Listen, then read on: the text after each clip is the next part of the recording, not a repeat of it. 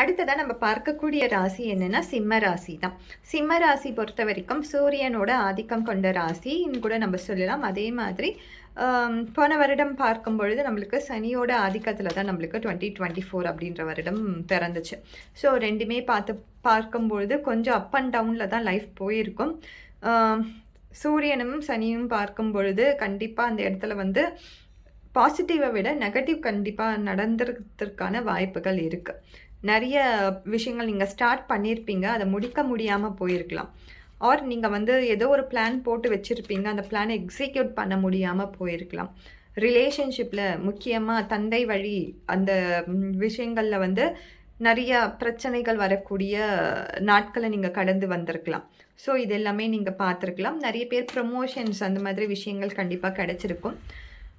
But பெரிய லெவலில் நம்மளால் ஷைன் பண்ண முடிஞ்சிருக்காது. நிறைய நாட்கள் வந்து இமோஷ்னல் சைடில் டவுனாக தான் போயிருக்கும். நிறைய பேருக்கு உடல்நிலையில் கொஞ்சம் பாதிப்பு அடைஞ்சிருப்பீங்க. அதாவது ஒரு 40 இயர்ஸ் ஒரு 50 இயர்ஸ்லேயே இருக்கிறவங்களுக்கு கண்டிப்பாக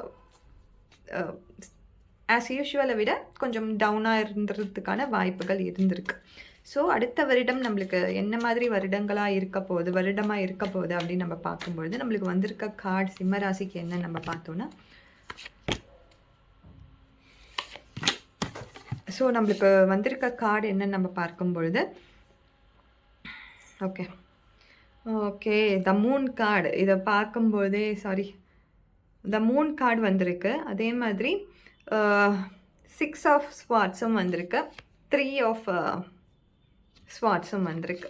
ஸோ நம்மளுக்கு இதை பார்க்கும்பொழுது இப்போ யாருக்காவதுன்னா ஒரு ட்ராவல் தேவைப்படுது, இடம் மாற்றம் தேவைப்படுது அப்படின்னு நினச்சிங்கன்னா கட்டாயம் அதை நிறைவேற்றிக்கோங்க. ஸோ இப்போ இருக்க சூழ்நிலையிலேருந்து நான் வெளியில் வந்தேன்னா கண்டிப்பாக ஏதோ ஒரு பாசிபிலிட்டி என் கண்ணுக்கு தெரியுது. இப்போ இருக்க இடம்ன்றது வீடை மட்டும் குறிக்கிறது கிடையாது. அது நீங்கள் உங்களுடைய கம்பெனியும் வச்சுக்கலாம், உங்களோட ஆஃபீஸும் வச்சுக்கலாம், நீங்கள் வேலை செய்கிற இடமும் கூட வச்சுக்கலாம். எதுவாக ஒரு இடமாக நீங்கள் எந்த இடத்துல நீங்கள் டவுனாக ஃபால் நினைக்கிறீங்களோ, எந்த இடத்துல நீங்கள் வந்து எனர்ஜி சரியில்லைன்னு நினைக்கிறீங்களோ, அந்த இடத்துல நான் மூவ் ஆன் பண்ணணும்னு நினைக்கிறீங்களோ, அதை விட்டு கடந்து போகிறது நல்ல ஒரு வாய்ப்பை உங்களுக்கு கொடுக்கும். ஸோ ஒரு மூமெண்ட் கண்டிப்பாக நீங்கள் உங்களோட லைஃப்பில் வச்சுக்கோங்க. அட்லீஸ்ட் ஒரு ட்ராவலாச்சும் போயிட்டு வாங்க. ஸோ நான் ட்ராவல் பண்ண சொல்கிறேன்னா, நீங்கள் ஒரு 1 டே ட்ராவல்னால் கூட அது உங்களுடைய லைஃப்பில் வந்து ஏதோ ஒரு மாற்றத்தை கொடுக்க போகுது. அது மன ரீதியான மாற்றமாக இருக்கலாம், ஆர் பொருளாதார ரீதியான மாற்றமாக இருக்கலாம்.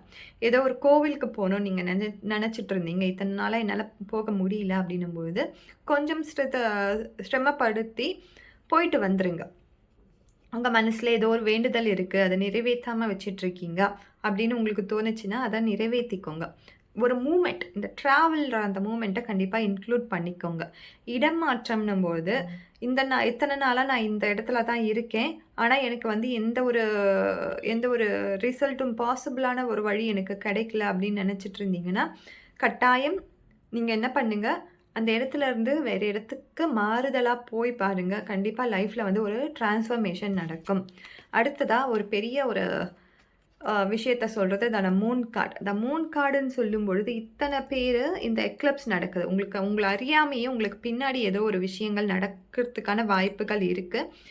ஸோ இந்த சூழ்நிலை பொறுத்த வரைக்கும் உங்களுடைய எந்த ஒரு பிளானையும் சரி, உங்களுடைய விஷயங்களை வந்து நீங்கள் வெளிப்படையாக மற்றவங்க கிட்ட சொல்கிறத ஸ்டாப் பண்ணிவிடுங்க.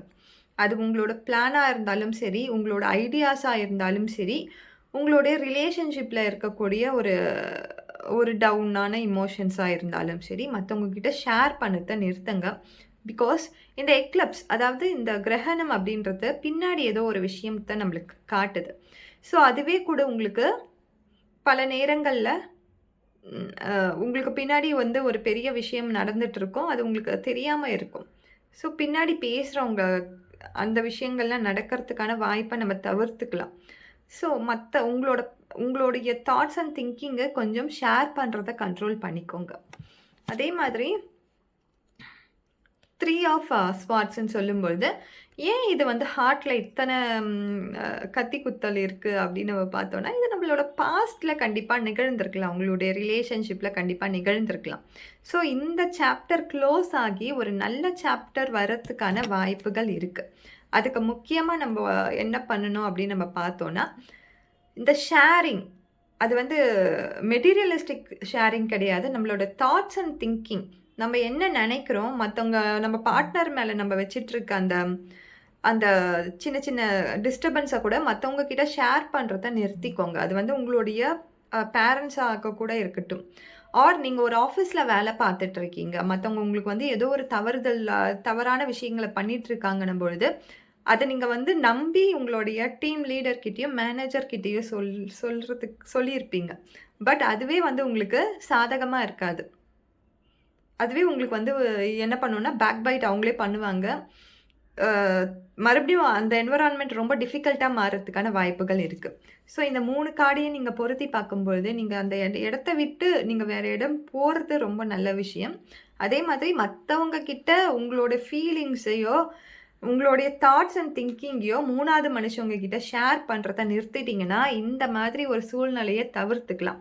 இதெல்லாம் உங்களுக்கு ஏற்கனவே நடந்துருச்சு அப்டின்னீங்கன்னா, கண்டிப்பா ஒரு பெரிய மாறுதல் உங்களுக்கு இந்த இடமாற்றம் மூலியமா கண்டிப்பா நடக்கிறதுக்கான வாய்ப்புகள இந்த யூனிவர்ஸ் குடுக்கும். ஸோ சிம்மராசி நேயர்கள் வந்து கொஞ்சம் ஸ்ட்ராங்கான பெர்சனா மாறத்துக்கான வருடமா இது இருக்கும். மத்தவங்கள நம்பி ஏமாந்தது போதும். மத்தவங்க கிட்ட ஷேர் பண்ணது போதும். மத்தவங்கள வந்து நம்பி இவங்க ரொம்ப நல்லவங்க அப்படின்னு நம்பி இருந்திருப்பீங்கல்ல, அதெல்லாம் போதும். உங்களுடைய ஸ்ட்ரென்த், உங்களுடைய இண்டிவிஜுவலான ஒரு பவர், உங்களுடைய இண்டிவிஜுவலான பிளான எக்ஸிக்யூட் பண்றதுக்கான வருடம் இது.